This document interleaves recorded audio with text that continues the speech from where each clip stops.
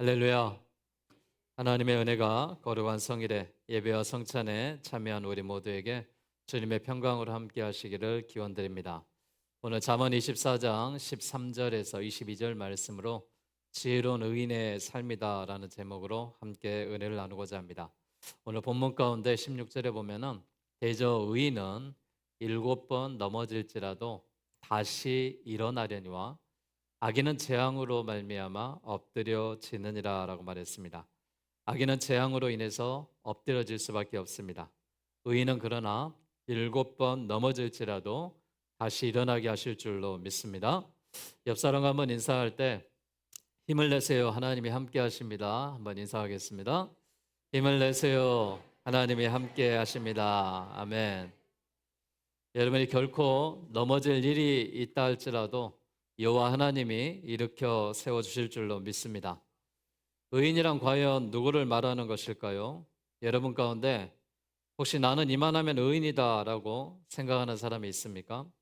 우리가 일반적으로 말하는 의인은 성경 가운데 하나님이 말씀하신 의인이 그 차원이 다르죠. 의인을 가리켜서 우리는 의로운 사람이다 라고 칭합니다. 어느 정도가 의로운 사람인가, 그 어느 정도의 불의한 사람인가, 여러분 그 기준을 어디에 두십니까? 이런 경우 되게 자신이 기준가 되죠. 공부를 잘하는 사람이면은 나보다 잘하는 사람한테는 내가 공부를 잘하는 사람이다. 또 나보다 못하는 사람이면은 공부를 못하는 사람이다라고 이야기할 겁니다. 나보다 키가 크면 큰 사람이고, 나보다 나이가 많으면 늙은 사람이고, 나보다 몸이 좀 뚱뚱하면 뚱뚱한 사람이고, 또 날씬하면은 날씬한 사람이다 그렇게 이야기하겠죠. 신앙생활도 그런 것 같습니다. 나보다 열심인 사람은 믿음이 좋은 사람이다 그렇게 칭할 것이고, 나보다 못하면은 신앙이 없는 사람이다라고 말할 것입니다. 마찬가지입니다. 어떤 사람이 의인이냐, 나보다 정직하고 의로우면은 저 사람은 의인이다라고 내가 칭해 줄 것이고, 나보다 못하고 불의한 사람이다라고 생각하면은 저 사람은 참 악해 그렇게 이야기할 겁니다. 다시 말하면 모든 기준이 나의 기준으로 삼고 있습니다. 그런데 만약 하나님께서 하나님의 기준으로 사람을 평가하신다면 세상에 의인이 있겠습니까? 하나님보다 의롭고 하나님보다 정직한 사람이 누가 있겠냐 말입니다.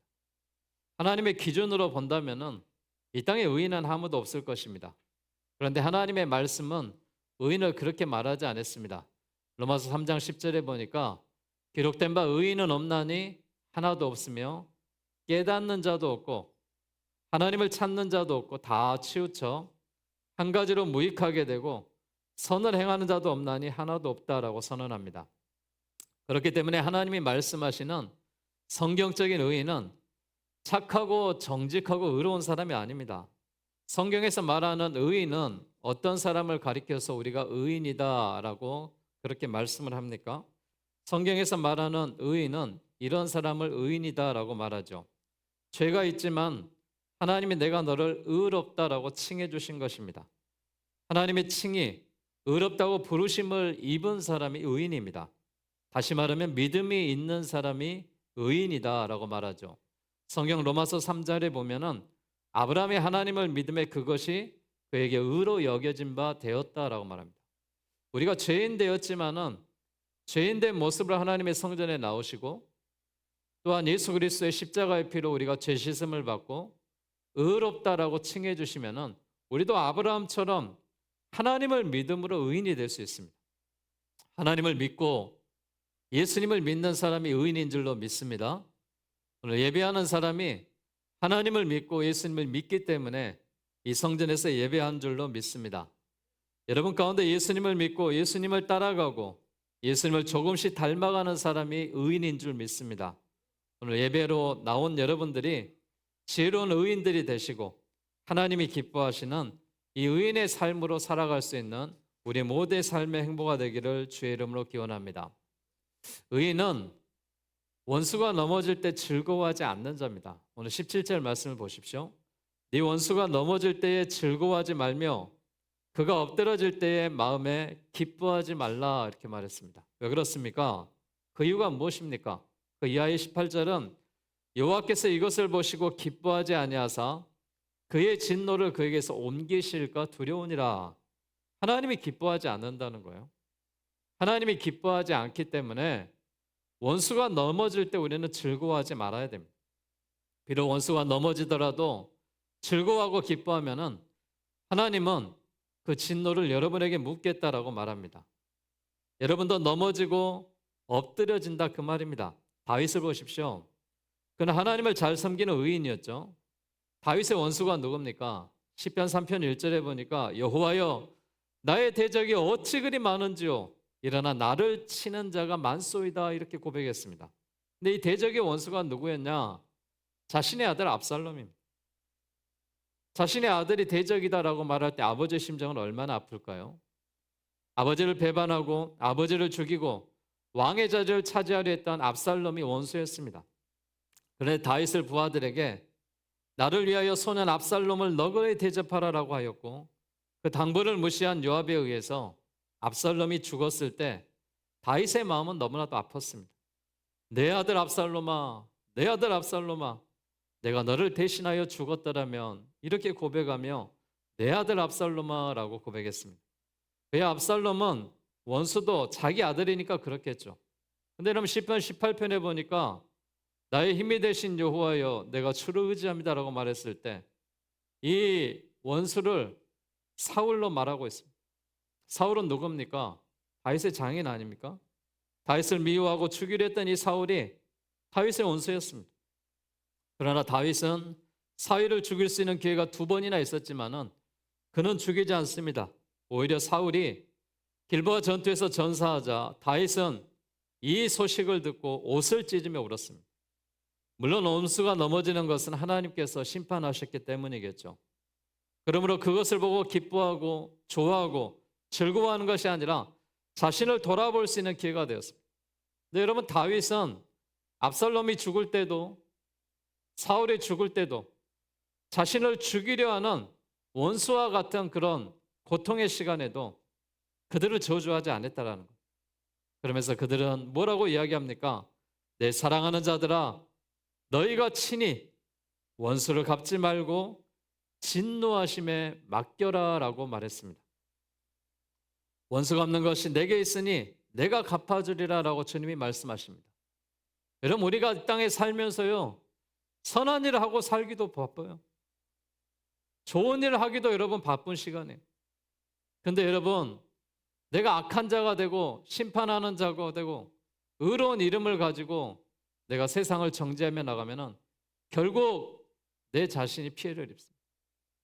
그러기에 우리 모두가 선한 백성으로 그리스도인으로 의인의 삶을 살아가는 우리가 악의 심판은 여호와 하나님 앞에 맡기시고 이 땅에 하나님이 주시는 생명으로 소망의 삶으로 은혜의 삶으로 선한 백성의 삶으로 살아가시기를 주의 이름으로 축복합니다.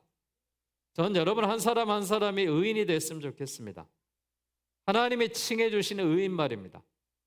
내가 죄가 있지만 의롭다라고 칭해 주셔서 내가 예배할 때 의인들이 악에게 지지 않고 선으로 이기기를 원하시는 하나님의 말씀처럼 우리 모두가 악에 지지 마시고 선으로 악을 이길 수 있는 우리 모두가 되시기를 바랍니다.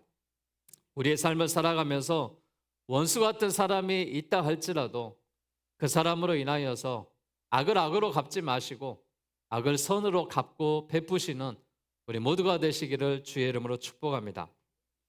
하나님의 말씀은요, 의인이 악인의 형통을 부러워하지 말라는 거예요.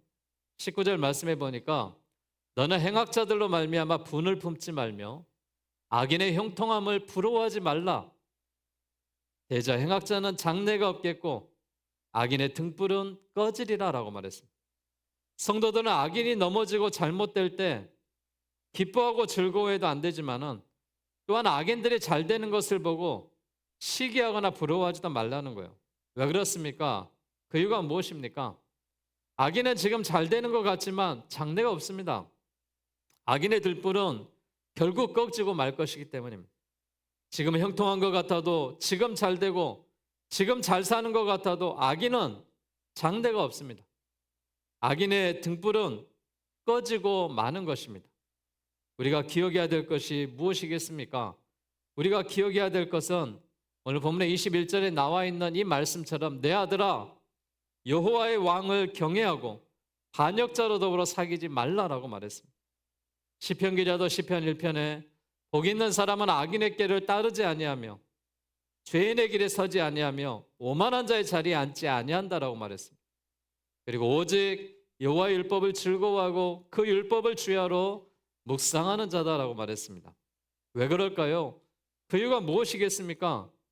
사람은 누구와 함께 다니느냐, 누구와 사귀느냐가 중요한 것 같습니다. 그래서 하나님의 이스라엘 백성들이 가나안 땅에 들어가서 그 땅 거민들과 사귀지 말라고 신신당부했어요. 왜요? 그 땅 거민들은 우상을 숭배하고 악을 행하는 자들이었기 때문에요. 반역자들과 사귀지 말라 그랬어요. 그들이 멸망할 때 그 사귀던 사람까지 함께 멸망하기 때문이다라고 말합니다. 하나님은 말씀하시면서 내 아들아 여호와의 왕을 경외하라 그랬습니다. 우리는 여호와 하나님을 경외하는 자가 되어야 될 줄로 믿습니다. 시편 기자가 노래했던 것처럼 하나님께 가까이함이 내게 복이다라고 말했습니다. 여러분 세상에 악한 사람이요 얼마나 많은 범죄를 저지르고 사는지 몰라요. 우리나라를 떠들썩하게 했던 이 캄보디아의 젊은 이 청년들을 잡아갔던 사건, 감금했던 사건 하나하나 파헤쳐 보니까 결국 그 배후엔 누가 있었어요? 중국 사람, 캄보디아 사람이 아니라 우리나라 사람들이 악을 행해서 자신의 이득을 취하기 위한 이런 일이다라고 밝혀지고 있지 않습니까? 얼마나 안타까운 현실입니까? 자신의 이득을 위해서 남의 이 평안과 안정은 염두도 두지 않습니다. 그런 세상에서 아무리 돈을 많이 벌고 아무리 그들이 부유하게 산다 하더라도 우리가 그들을 부러워해야 되겠습니까? 우리는 그런 사람이 되어서는 안 됩니다. 악인의 형통에 대해서 부러워하는 자가 아니라 의인의 형통에 대해서 부러워하는 우리 모두가 되시기를 주의 이름으로 축복합니다. 결국 하나님께서 의인을 붙드신 줄로 믿습니다. 하나님께서 그의 손을 붙들어 주시고 다시 일으켜 세우십니다. 그 하나님께서 어떻게 붙드신다라고 말했어요? 지혜를 붙드십니다. 13절 말씀에 내 아들아 꿀을 먹으라 이것이 좋으니라 송이꿀을 먹으라 이것이 내 입에서 다니라 지혜가 내 영혼에서 이와 같이 함께할 줄 안다라고 말했습니다. 이 말씀에서 꿀을 먹으라 그랬어요. 하나님의 말씀이 꿀입니다. 꿀은 완전한 식품으로 잘 알려져 있죠. 건강에도 좋을 뿐만 아니라 달고 맛있고 먹기도 좋습니다. 그래서 그 꿀을 먹어보라고 하는 이유가 무엇인가? 지혜가 그와 함께하기 때문이다라고 말합니다. 지혜가 내 영혼에 이와 같은 줄을 알라. 이것을 얻으면 정령이 내 장래가 있겠고 내 소망이 끊어지지 아니하리라라고 말했습니다. 오늘 이 학습을 받으시는 이 9분의 성도님들이 있습니다. 이분들 한 분 한 분을 지난주에 교육하고 또 오늘 문답을 했는데 한 분도 빠짐없이 다 정답들을 이야기하시더라고요. 야, 저렇게 신앙생활을 시작하면은 참 믿음으로 잘 살겠다. 그런 마음이 들어서 참 뿌듯했습니다. 제가 막 가르쳐 주려고 하는 것보다 먼저 대답하고 본인들이 느끼고 있는 대답을 할 때 하나님의 말씀은 그래야 되는 것 같습니다. 입으로만 대답하는 것이 아니라 신비에 새겨지고 이 말씀이 이 송이꿀보다 더 딴 말씀으로 우리에게 다가와야 될 줄로 믿습니다. 그런 말씀의 은혜가 우리 모두에게 함께 하셔서 하나님을 붙드시는 여러분 한 사람 한 사람에게 하나님의 지혜로 충만하시기를 주의 이름으로 축복합니다. 우리에게 용기가 있어야 되고요. 담력이 있어야 됩니다. 히브리서 10장 19절과 20절에 보니까 그러므로 형제들아 우리가 예수의 피를 힘입어 성소에 들어갈 담력을 얻었나니 거기는 우리를 위하여 휘장 가운데서 열어놓으신 새로운 살 길이요 휘장은 곧 그의 육체니라 라고 말했습니다. 아무리 용감한 사람이라 할지라도요 하나님 앞에 당당하게 설 수 있는 사람은 없어요. 사람은 누구나 다 죽습니다. 사람이 죽고 나면은 우리의 육신은 흙으로 빚어졌게 흙으로 돌아가는 거죠. 근데 우리의 영혼은 죽지 않습니다. 하나님을 잘 믿는 사람은 천국에 갈 것이고 믿지 않는 사람은 지옥에 갈 것입니다. 이게 성경에서 가르쳐주는 진리예요. 근데 하나님이 내가 죽고 나면은 천국문 앞에 서서 이렇게 질문하실 것 같아. 사랑하는 아들아, 사랑하는 딸아, 내가 너를 이 천국에 들여보내야 될 이유가 무엇이니? 그럼 그렇게 물으신다면 뭐라고 대답하시겠어요? 제가 자격이 있어요. 착한 일 많이 했어요. 제가 의롭게 살았어요. 그렇게 이야기하시겠습니까? 그걸로는 우리가 의를 채울 수가 없습니다. 아브라함이 하나님을 믿으니 하나님이 의로 여기셨다. 여기에 정답 있지 않겠습니까? 내가 하나님을 믿으니 천국에 들어가기를 소망합니다. 내 아들아 잘 왔다. 어서 와라. 나와 함께 영원토록 함께 살자꾸나. 우리 주님이 두 팔 벌려 환영하시지 않겠습니까? 사랑하는 여러분, 우리 안에 이런 하나님이 주시는 담력과 용기가 있으셔야 됩니다. 예수의 피를 힘입는 그런 용기가 우리 가운데 있어야 됩니다. 세상에 어떤 것과도 바꿀 수 없는 그런 기준과 잣대가 우리 가운데 있어야 됩니다. 하나님의 말씀을 의지하고 나가는 자에게 하나님이 역사하시고 여러분과 동행하실 줄로 믿습니다.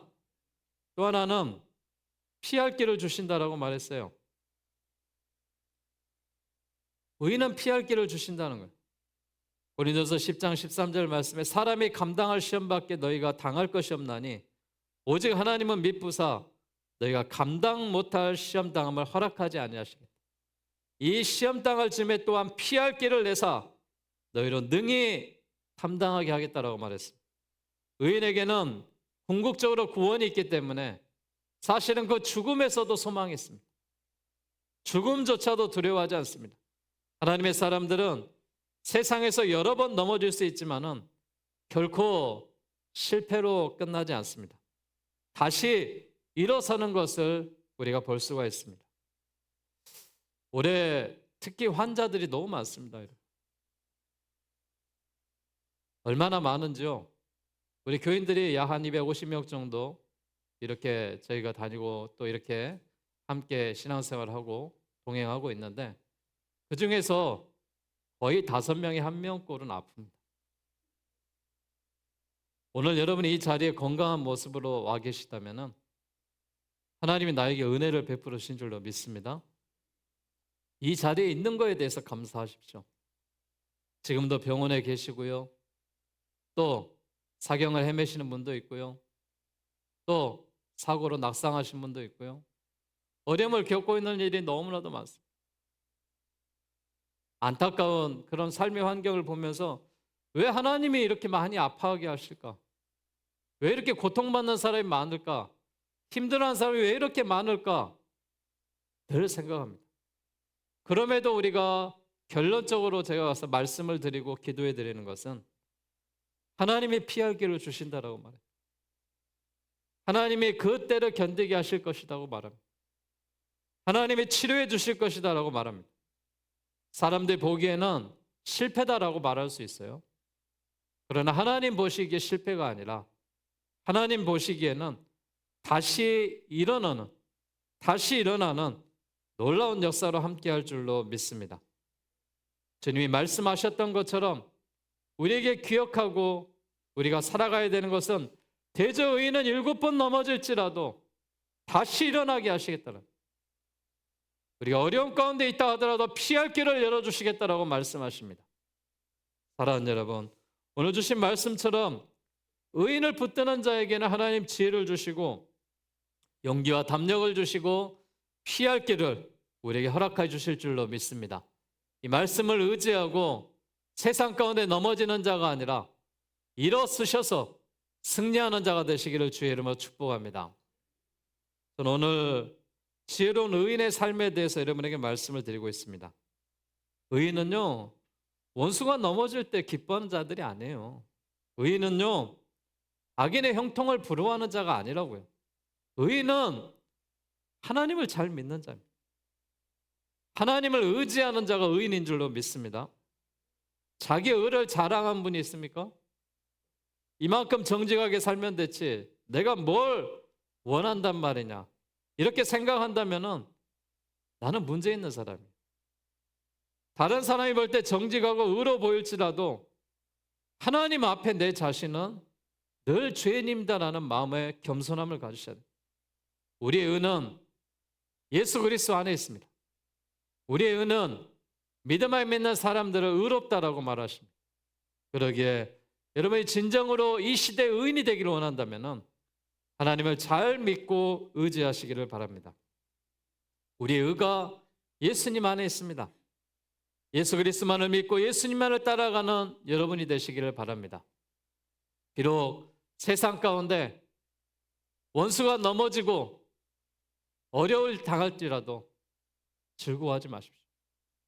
오히려 복음을 전할 기회로 잡으시고 그들을 위하여 기도해 주시기 바랍니다. 하나님은 언제나 여러분의 앞길에, 또한 하나님은 언제나 여러분의 삶에 가장 좋은 길로 인도하실 여호와 하나님인 줄로 믿습니다. 오늘 말씀 속에서 이런 은혜가 있었으면 좋겠습니다. 하나님, 내가 비록 의인은 아니지만 하나님을 믿음으로 인하여 하나님의 칭의를 받고 내가 하나님 앞에 의로운 자가 되기를 원합니다. 그래서 악인의 형통을 부러워하지 않고 하나님이 주시는 의로 삶을 살아갈 때 우리에게 역사하실 줄로 믿습니다. 오늘 말씀을 듣는 우리 모두에게 이 시대에 지혜로운 의인들이 다 되셔서 세상의 빛과 소금을 감당할 수 있는 그리스도인들이 다 되시기를 주님의 이름으로 축복합니다. 기도하겠습니다.